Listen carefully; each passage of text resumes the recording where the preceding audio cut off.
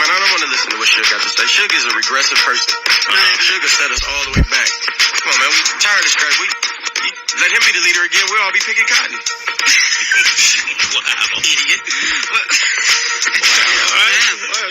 Yo, see, I like honest from the heart gut. That's what I felt. I saw you walk out. I was like, I'm a Compton gangster. I can say whatever. I saw you walk out. I was like, I'm a Compton gangster. I can say whatever I want to say. That's good for you. I mean, why do you think it? Know whether he want to still fight people and bully people, or if he want to really get his respect back. And while he's in that little turn, while he's straddling the fence, I can't, man. That's like letting a blind man drive the car. You have to be the only person I ever heard say anything about Suge that wasn't in the positive light. Well, out loud, you mean. Out loud. I was there from the giddy up. I was there before, I was there. And to watch the homie, doing all the dumb ways, it's like, are you for real? Bloods and Crips and Mexicans, it's like, and more Bloods and Crips hanging out more than anybody else. It's like everybody's working together. That's great, man. Ain't that awesome? I never thought I'd see that. Me either. I mean, I grew Easy up to be tripping off that. Easy to have a big blood. You have a big blood. We call it shit brip. It'll be some shit he'll brand. That's Eric. That's how you get out. I was trying to help. I was rich, and I'm thinking that this is what you do. You invest in somebody's thing, and if it works, y'all share bread. But motherfuckers just coming to me like to rob. Like they wasn't coming to, like it wasn't about paying back. You know what I'm saying? I'm helping niggas, and then after a while, it just got to where motherfuckers thought, I was the gravy train. Like, just go to Quik and get some money. Just go to Quik and get some money. No, nigga, you can't just come to get you. Where's the idea? Like, how we gonna make more money? I can't just. What's my ROI? Yeah. What's that, bro? Yeah, what is that? Share. I don't even know Roy. What's my... I started saying no, and I started pissing off a lot of people because they wouldn't believe. They was thinking he's saying no now, but tomorrow, just get him some drink, and he gonna loosen up. He can give it to you tomorrow. Right. And I'm like, tomorrow, no too. Like, no, I can't. I don't see them cars up there. You see this house? Right. And this the rental house. I got a house I own. This the one y'all can just kick it at. Right. This shit ain't paying for itself. Before you know it, start making enemies just by saying no. I can't give you anything no more. I mean, we seen the same thing with dude putting out the little silly video talking about Snoop, talking about he can't come. He had ever heard a 20s insane nothing until Snoop came out. Yeah. Like, come on, man. Yeah, I'm not gonna speak on that because I got people that's directly involved with that. I feel it. But just dog. No, we got your back, man. Ain't nothing gonna happen to you. You straight. It's just certain people feel some kind of way. How much more can you? I did that. I went to the hood and tried to give. If you think about it, one man can't give everybody in the neighborhood something. Hell no. You know what I mean? Y'all gotta get up and get out and get something on your own. That's how this shit work. I plant the seeds. Here's like $500, $600, $700. But what you gonna do with it? You finna go blow this shit, and right? Or you gonna go buy something to flip? This is a flip. That's how you get out the neighborhood. So what ended up happening is, second to none. I never really shared this. I wonder if this is too much information. I hope it's not. Of course it's not. Go ahead and share. Go ahead. Keep talking. Let me turn your microphone up. I offered us a meeting. So we go in, me, second to none, and at this point, I remember D and K starting to get a little bit too involved in the streets. They was trying to run their own program and hire niggas I don't know, and then it's like fights in the studio. Now I'm fighting with niggas I don't know and shit, pulling out guns. It just got weird. It's like, I'm not finna have this, man. Y'all, whatever making it hard to record. This is still a recording studio. This is where we get down. Right. Business. Exactly. So we get into a meeting. Walk in, it's my lawyer, second to none, Suge, and Jimmy Ivy. Jimmy sits down in front of us. It's like, I like your guys' record. I like what you did because we did a song for a soundtrack. Suge hooked them up to do Didn't Mean to Turn You On for the, what was that? Was that Murder? Above the Rim. Yeah. Above the Rim, right? So, Above the Rim comes out, and Jimmy, it goes double platinum. Jimmy, he gonna share the wealth. Jimmy offer us a label deal. Interscope. I'm sitting up there like, nigga, it don't get no bigger than this. Yeah. Second to none sitting up there like, man, this Illuminati Oh, come on, man. You niggas scared of shit you don't even see. Like, I'm thinking, like, what's wrong with Afraid of success. That's what all it was. The numbers was too big. This big paperwork was going around. It's like, we're gonna give you $500,000 for a group, whatever group you guys sign and develop. We'll pay for that. You can do 2 of them a year, so that's $1 million a year. And I'm gonna float you guys for 2 years and give you $30,000 a month a piece. I said, shit, where's the pen? Right? These niggas like, man, this shit don't seem right. What do you mean it don't seem right? Y'all just signed a deal at Profile, and y'all ain't seen one royalty check. Y'all got y'all in suspension too, so y'all ain't gonna get the album budget for the second album. You know what I'm saying? Y'all better sign this paperwork, nigga, and go buy something. Better bring your ass in. Nigga, you better come on in. These motherfuckers got up and walked away from that table and did a sidebar with Big J, rest in peace, talking about, man, that's Illuminati, man. We ain't signing that shit. That's Illuminati. I'm like, if y'all scared of money, just say so. Don't make people think y'all as dumb as y'all really are. We're gonna leave it there, man. I just couldn't believe it. Now these niggas trying to get work. They trying to perform again. They shaving themselves and shit, trying to get that shit clean. Just for me. If you want it, then I got it. Come on, man. We still got it, nigga. You wanna be me? That was played constantly. I'll tell you what else too. As we're talking about gang culture. Gang culture has now swept New York. Yeah, it has.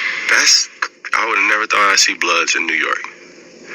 And they there. Baltimore. One of my, I come from Treetop Piru. And they got Treetop Pirus in Baltimore. It's like, wow. It's my gang got distributed, not my records.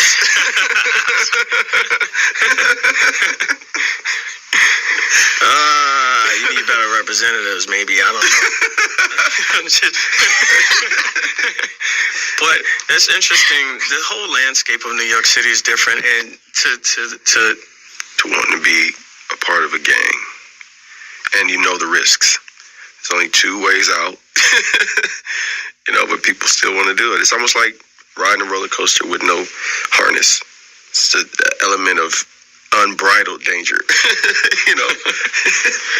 So that and the lack of opportunities or being shown anything that you think will turn into a tangible, real source of employment, or a lifestyle that it's comfortable. You'll be okay and know, like, I can do this for I'd never been in a gang.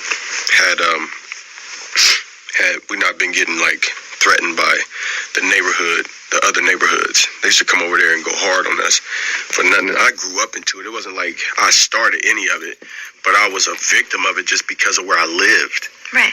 Regardless if I wanted to be in it or not, I was automatically put in it and made to pay a debt from somebody from my side from maybe years ago. Right. So I ultimately stopped being afraid, and I started getting guns. Like when I was young, because dudes were shooting at us. So, naturally, self-preservation is the first law of nature. I knew that. So I sold drugs and bought some guns and kept my guns around. Every now and then we shoot them just so people know that we armed over here. Like we let them out the backyard. It's like, ooh, that was close. That's what you hear when the neighbors say, ooh, that was pretty close. Like thunder. Yeah, no, you have to give them a thunderclap every now and then and let them know I'm not having it no more. Y'all not going to be chasing me from the liquor store. Y'all not going to be shooting at me at the swap meet. Y'all not going to be trying to rob me from the record store. Like, I'm going to kill y'all niggas. Do you still have to just let people know, even at this time? No, it's almost like, yeah, it is what it is. There were things that happened that are under the table that are done and passed. Well, I got my bones. I ain't got shit to prove when it comes to street stuff. I paid my dues, And again, I would have never been in the gang if these dudes wouldn't have kept trying to bully me. And it wasn't Bloods and Crips. It was just me and these fools. You know what I mean? I just so happened to be on the blood side of the neighborhood. Were you making music with that sort of and still be cool? That's what it was. And then go inside and, play with this little TR-606 drum machine and try to make it sound like 808. You couldn't, because you couldn't extend the bass. You know what I mean? And I mean, it was tough just trying to get through the anxiety that came from living in Compton. Again, unless we had music kind of saved me. It kept me off the streets. Put it to you like that. Making music now without that pressure was, come to the studio, cool. Like, we gonna have people come to visit. Don't bring 10 guys and they come in there and look hard, because that doesn't make music. You know what I mean? Like they used to. Studio used to be full of guys. Remember? Mm-hmm. Passing the joint. Full of guys. They got a pistol. The big bill at the end with the phone calls and the food that was running ordered. Up your phone bill. Calling people up there. No girls. Yeah. No, we call it the sausage party. No girls. These dudes used to come and just turn the studio out with guys. But, now it's like, that don't exist. You got really young, hungry engineers. You got people now that want to work to, help the music situation. Like, they're kind of more driven now because nobody wants to see it die. Yeah. So these dudes is learning all kind of new tricks, with editing and, Pro Tools, making it do this and bringing in plugins to, to make things sound new and different. There's a certain kind of hunger there that's going on. I noticed in the engineer phases of music where it is now. I like it. North Hollywood, there's a little big room, with this kid Steve Sletton, Ken Taranzadariasian over at has that a name for you? That's the last name. He's not even Taranzadariasian. They got the big K board, the big expensive $1 million SSL board, and they're trying to use it. They're trying to use it to make music great again. Do you keep abreast on the changing technology, or do you? Yeah. I still look for it. My special little. This is my special ingredient. Yeah. I don't want you to know what makes my sweet potato pie taste so good. Yeah. You know what I mean? Like, get your mamas. But this was, just some of the equipment we used. That wasn't just the console. We'd have like knee sidecars, and we'd side chain them through a 1176, and then a Demeter pre, and like we'd get 3 different sounds on one mic, or the way the bass would go through like a Lang rather, and we was trying to get all this second harmonic distortion and this discrete class A sound and mix it with the digital and make it bright but still clean. It was like it was work. It's mad science stuff. It's like, this is this big expensive equipment, and we need to make our records sound like big and expensive. Is really what it was. I feel like you just right now, when you just kind of briefly touched on those little bits, you just gave a little small class if anyone was paying attention.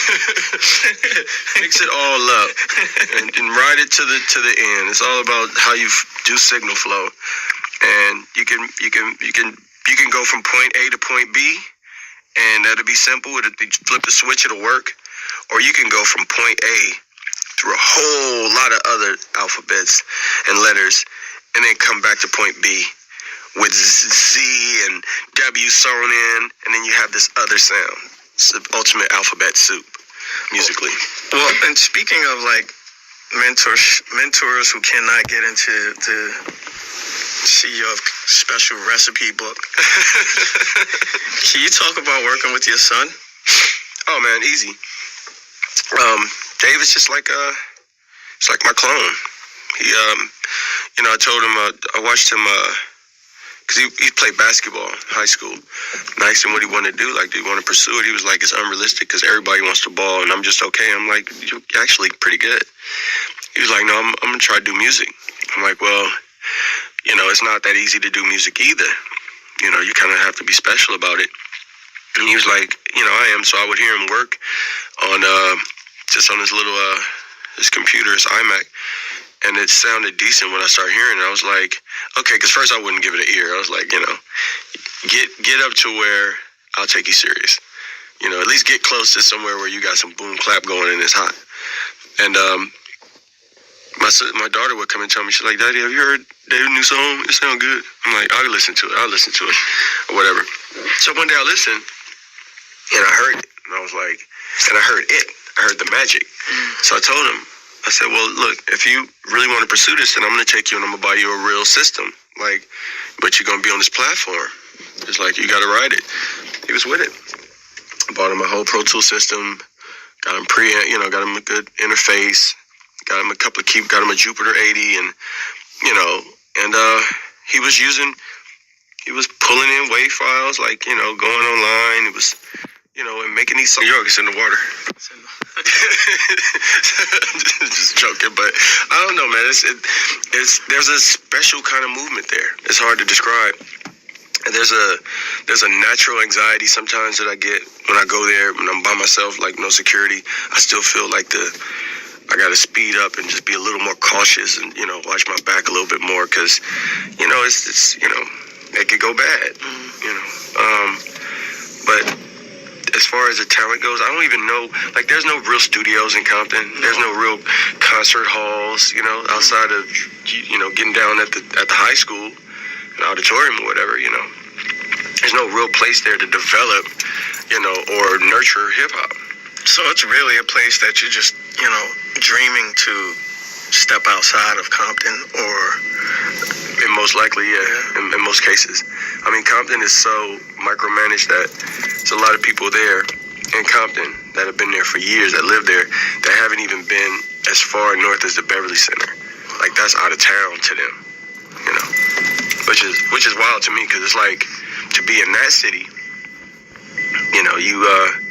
you think that you'll want to venture out because there's nothing there. It's like, schools there, some restaurants there.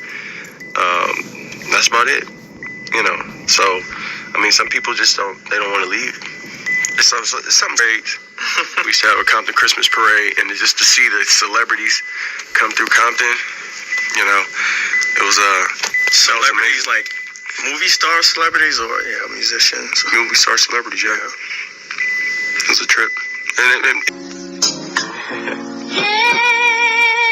that's right.